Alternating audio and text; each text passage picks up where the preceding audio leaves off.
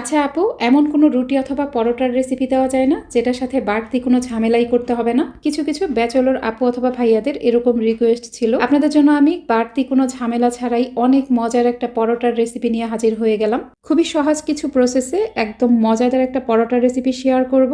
চলুন তাহলে শুরু করা যাক। চাইলে আটা নেওয়া যাবে। আমি নিয়েছি 2 কাপ পরিমাণ ময়দা।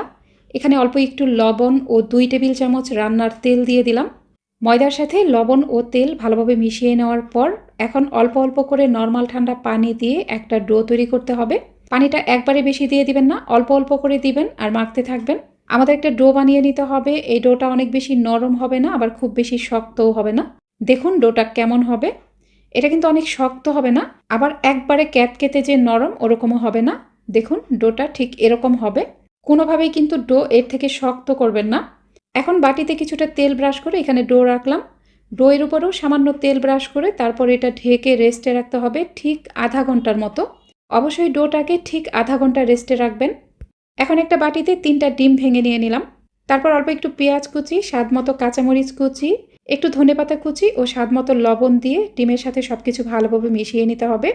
আপনি চাইলে এখানে ডিম আরও কম অথবা বেশি পরিমাণেও অ্যাড করতে পারেন। এদিকে আধা ঘন্টা পর ডোটা কিন্তু একদমই সেট হয়ে গেছে। দেখুন এটা অনেক নরম হয়ে গেছে।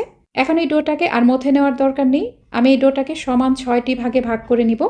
প্রত্যেকটা ভাগ হাত দিয়ে এভাবে মসৃণ করে নিব, তাহলে পরবর্তীতে পরোটা বানাতে খুব সুবিধা হবে। তারপর ডোয়ের উপরে আবারও সামান্য একটু তেল ব্রাশ করে এটা ঢেকে রাখবো। অবশ্যই কিন্তু এটা ঢেকে রাখবেন, তাহলে এগুলো অনেক নরম থাকবে। তারপর যেখানে পরোটা বেলবো সেখানে 1 ভাগ ডো নিয়ে বেলুনির সাহায্যে বেলে নিব। অল্প একটু ময়দা অথবা আটা দিয়ে রুটিটাকে বানিয়ে নিব। খুব বেশি পরিমাণে আটা অথবা ময়দা কিন্তু এখানে লাগবে না।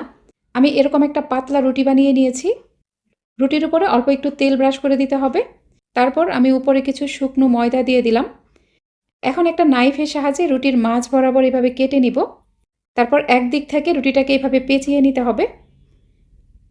দেখুন আমি এটা কিভাবে করছি। রুটিটাকে এভাবে পেঁচিয়ে নেওয়ার পর উপরে যে একটা ফুলের মতো শেপ তৈরি হয়েছে সেটা কিন্তু নষ্ট করা যাবে না।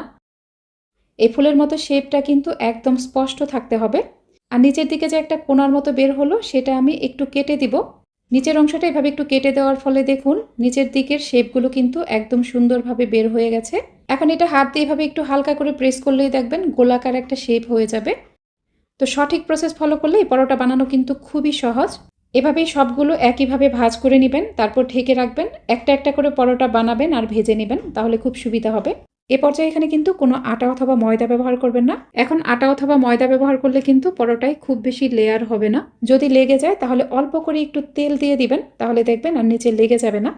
তো আমি একটা পরোটা বানিয়ে নিয়েছি। এটা অনেক বেশি মোটাও হবে না, আবার খুব বেশি পাতলাও হবে না। এখন চলুন পরোটা ভাজতে চলে যাই। চুলায় একটা প্যান বসিয়ে তারপর পরোটা দিয়ে দিলাম। পরোটা প্রথমেই তেল ছাড়াই কয়েকবার সেঁকে নিতে হবে। শুকনো তাওয়ায় প্রথমেই কয়েকবার উল্টে পাল্টে নিলাম।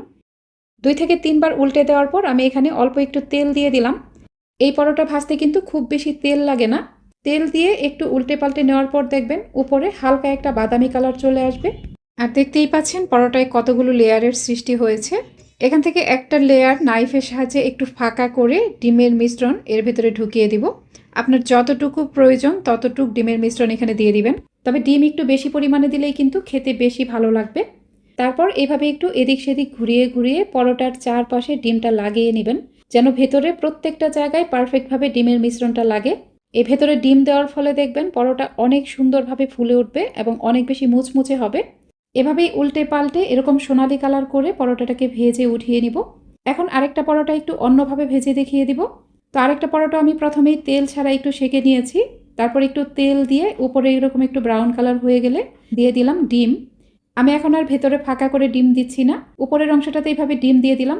আপনার যতটুকু প্রয়োজন মনে হবে ঠিক ততটুকুই ডিমের মিশ্রণ দিয়ে দিবেন। তারপর ডিমের মিশ্রণটাকে পরোটার উপরের দিকে এভাবে একটু ছড়িয়ে দিবেন।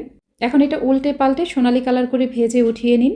যারা এখনও আমার চ্যানেলটিকে সাবস্ক্রাইব করেননি অবশ্যই আমার চ্যানেলটিকে সাবস্ক্রাইব করে পাশে থাকা অল লেখা বাটনটাতে ক্লিক করে রাখবেন। আর ভিডিওটি যারা ফেসবুক থেকে দেখছেন তারা অবশ্যই আমার ফেসবুক পেজটিকে লাইক ও ফলো করে রাখবেন। দেখলেন তো পরোটা বানানো কত সহজ। এইভাবে ঝটপট পরোটা বানিয়ে নিন, সাথে অন্য কিছুই লাগবে না। আর পরোটার মাঝে এভাবে একটু ডিম দিয়ে ভেজে নেওয়ার ফলে কিন্তু পরোটার টেস্ট দ্বিগুণ বেড়ে যায়। রেসিপি ভালো লাগলে একটা লাইক দিবেন। আজ এখানেই বিদায় নিচ্ছি। আল্লাহ হাফেজ।